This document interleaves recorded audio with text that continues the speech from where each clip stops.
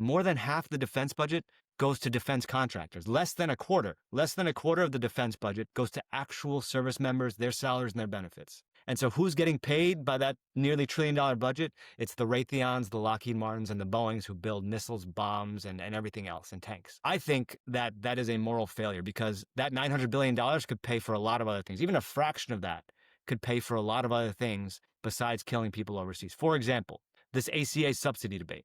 We got to extend the subsidies 3 years. It's so too expensive. How much does it cost? That would cost to extend those subsidies cost on the order of $100 to $130 billion a year, which is a lot of money, but it's just a fraction of that $1 trillion defense budget. Medicaid cuts, those are on the order of $90 billion a year. National 3K and pre-K free of charge to every single family in this country, that would cost on the order of $30 to $40 billion a year. You can do all of that. ACA subsidies, Medicaid restoration, and universal pre-K, 3K nationally for a fraction of that $1 trillion budget.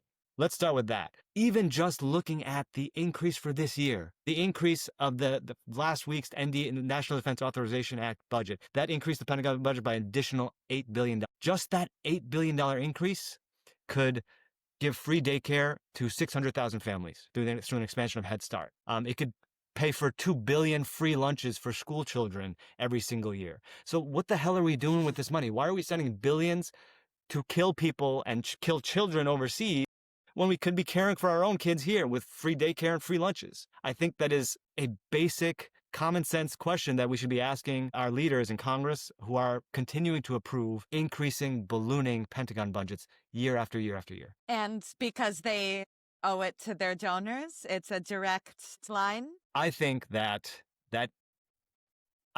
is, at the minimum, I'll call it a conflict of interest. When you are given tens of thousands of dollars or more every single cycle by the bomb and missile and weapons and tank makers, then you are not free to vote your conscience when it comes to approving a defense budget. Because if you go the wrong way, then guess what? You may not return to office. You might not get those donations next time. So I think there's a basic, easily understood conflict of interest when you take that much money from the military-industrial complex.